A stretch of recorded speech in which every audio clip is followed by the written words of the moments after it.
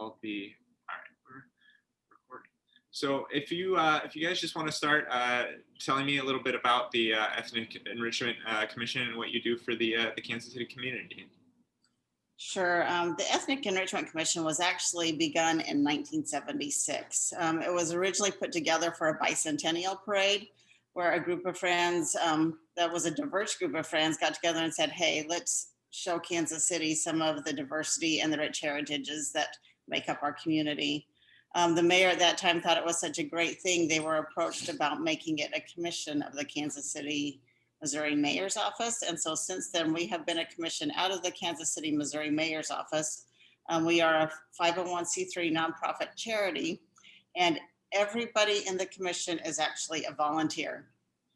We currently represent over 60 different countries. Most of them are country-based. And within some of those countries, there's multiple cultures. So we probably represent over 100, maybe close to 200 different cultures on the commission. And each of those commissions is tied with a community organization. For example, the Filipino Commission is sponsored by the Filipino Society of Kansas City. Both Wasim and I are working with the Kenyan Commission, and we are with Baraza African Culture Center. But there's a vast array of different cultures in there. We span the globe, and everybody within there is a cultural expert in their own area. So where there's a lot of resources for learning cultures, talking about languages, and just kind of the importance of working together with our diversity to make our community better. Absolutely. Maybe you can talk a little bit individually, what inspired you to become involved? What in your background compelled you to take, this type of initiative? Well, I'm originally from Africa, precisely Kenya. So I have lived longer here than I've lived in Africa. And one of my goals is the perception that people have of Africa is very skewed. It's do you live on trees? Do you have a pet lion? So it became a point to. It gave me a chance to educate and tell people what Africa, the continent, and a lot of times people think Africa is a country. So it's an opportunity to teach. I speak 7 languages, so it's a good opportunity to talk to young people and tell them how diverse Africa is, and then how vibrant it is. We have so many different cultures, languages, food, religions. So I've been with the commission for a few years, and maybe like 25. Yeah, I didn't want to say 25 out loud, but I've been with them for a while, and we get a chance to work with the young kids. I like to inspire children because knowledge is power. And when you travel, I don't like to use the word if, I like to use when. When makes it that you are going to do it. So when you travel and you meet different people, you understand that if one does not speak English, doesn't necessarily mean that they are not educated. They can speak 5 other languages, while in America we are limited to 1, or 2 at most. So through that, we do some diversity trainings. We go to different colleges, festivals. We showcase. We have like a culture box where we have things from my country. Then I'll show them out to the kids, and they tell them what it's made from, why it was made. So that's my passion about it. It's just trying to educate the young minds and make them travel. It is Africa as a continent is amazing. It is so beautiful. I encourage everybody to go. And so Kenya has a country, we are only 55 years old, I think. We are the size of Texas. We have 50, maybe 8 million people. And so we are a very young nation compared to America. America has 200 years, 238 years old or young. So we are learning a lot as we are growing. The national language is Swahili. The official language is Swahili. No, so the official language is English. The national language is Swahili. So all our documents are in English. So that's a little bit about Kenya and why I do this work. Why do I do this? Yeah. Well, hopefully my entry into this can show people that even if you're not from another country, you can be involved in Ethnic Enrichment Commission and the different organizations, or other things throughout the city. At a very young age, I realized I was something of a xenophile. I loved learning about things that were different than what I had experienced. And so growing up, I was always kind of seeking those things out, including opportunities to live overseas, to work overseas. I've lived and taught on 3 different continents, one of them being Africa and one of the countries being Kenya, which one of the things I learned about that was that I learned more about me and my culture than probably I learned about the culture I was in. Yes, I learned a lot about that culture, but I learned even more about me and the culture I grew up in. And it taught me a good way of appreciating what we have.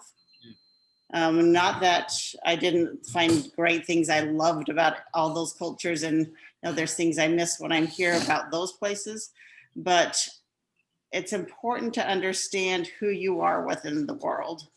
And so that really helped me. My educational background is in anthropology, so I chose one of those fields where I learned about cultures and what it was about. But if before you go to college, maybe think about a few things. There's not a lot of jobs for anthropologists, but the skills I learned about looking at culture and dealing with people have helped me in everything I've done. I had a long career in education and higher education, but every place you go, including a work environment or a job, that each place has its own culture. And so even if it's, just within the dominant culture of where you live, every place is a bit unique. And so understanding those cultural norms and cultural differences and how to navigate those and bridge those things makes a huge difference in your success in those places. So it's very important to try to learn about the bigger world so you can understand your place in the world. Absolutely, absolutely. What are some good opportunities for students, high school students in that age range to become involved with the Ethnic Enrichment Commission? And being an organization of volunteers, we live off of volunteers. If it weren't for volunteers, we wouldn't exist. Our 2 biggest events of the year, one is our diplomatic ball. It's normally held every spring. And of course I say normally because right now we're not in a normal time. And our next one is called the Celtic Fling, which is hosted by Scotland, England, Wales, and I should have looked before I got on the record, and Ireland, I think, but don't quote me. Sure. But each year it's hosted by a different group of countries. So it's an evening it's a formal evening where people come in their traditional clothing or black tie. The entertainment that night is based on the culture's hosting. The dinner is based on the culture's hosting. So it's a very nice evening to kind of immerse yourself a little bit in another part of the world. Sure.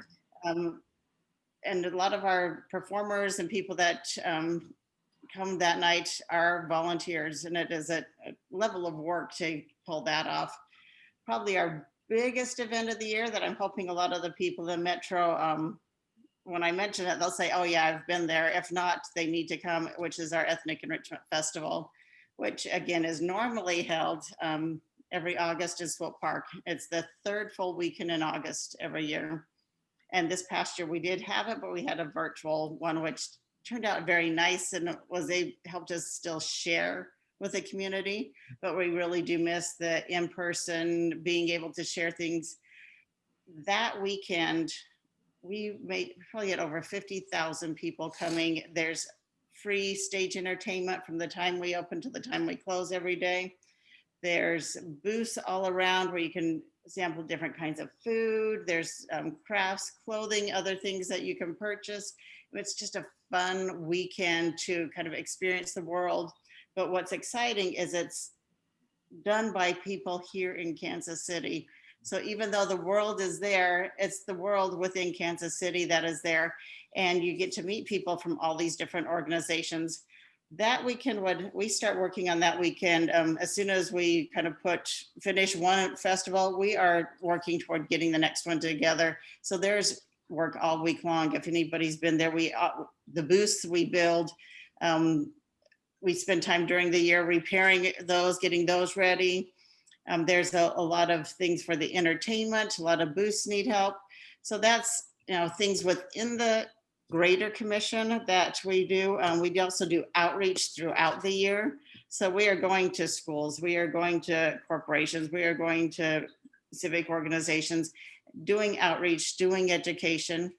Those are some opportunities for volunteers to help also. But then, like I mentioned, there's over 60 organizations involved with us. Each of them have their own events and things that require help. Most of them are all volunteer organizations also. So what I would recommend to somebody is, look and see what commissions are involved in the Ethnic Enrichment Commission. And if there's something you find interesting, reach out. You can reach out to the commission. We'll connect you with people there. There's volunteer things. A few places have even internships available. So if there's something that interests somebody, let us know. If there's anyone out there that says, hey, my group is not represented on this list, let us know that. I think our newest commission that joined this during the pandemic was Liberia. So now we have Liberian commission. So we want to represent everyone who's in Kansas City. So if you're not on there, let us know. We would love to have you. Fantastic. Thank you so much. That's about the end of our time. Do you have any final thoughts you'd like to share? What do you say? I'm sorry. Final thoughts. Final thoughts. No, I mean, the most interesting country, of course, is Kenya.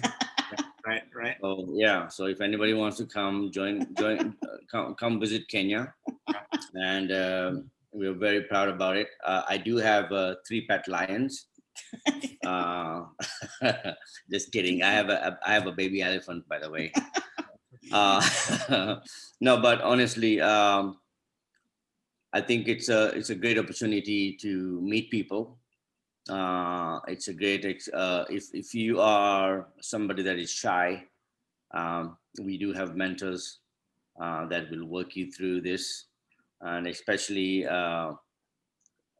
as a young person moving into a field that is unknown, this would be a great place to start with, because we have people from all walks of lives. Yes. From doctors to lawyers to like Andrea in anthropology. Not high on the employment list. Yes, but there's so much to do. There's so many different languages spoken within us. I mean, 60 countries. That's crazy. And then every time that we do an event, we get, it's a 3-day event. How many people do we get? Over 50,000. 50,000 people come over. So that's a crazy amount of, and it's a lot of work. So, and everything that we do is volunteer. We all volunteer our times, so it takes a lot. And then we work very closely with the mayor's office. So we are affiliated with the mayor's office. So that gives them another opportunity to actually meet the mayor if they want to do through us. Wow. And also we work very closely with Kansas City, Missouri Parks and Rec. If it weren't for them, the festival and a lot of things would almost be impossible. So it's important to remember them. But what I would want people to remember, I mean, we talked about why it's important to kind of understand the world and your place in it. Yes. And I want to encourage people, if you get an opportunity to travel, do it. I mean, there's nothing that compares to experiencing another culture in that way. But even if you don't have those opportunities, you stay in the Kansas City area, you get a job here, you can get global experiences here in Kansas Right here, City. yeah. And we've talked about some of them through the Ethnic Enrichment Commission. The International Relations Council has all sorts of things, including your global future. But there are ways right here to experience the world.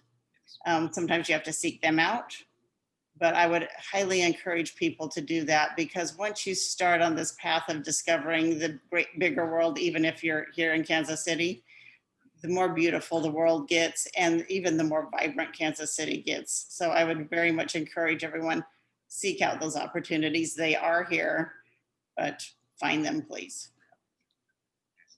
Well, thank you so much for your time. We really appreciate it. And we encourage everybody to explore the Ethnic Enrichment Commission, and hopefully you can become involved. So thank you. Perfect. Thank you so much.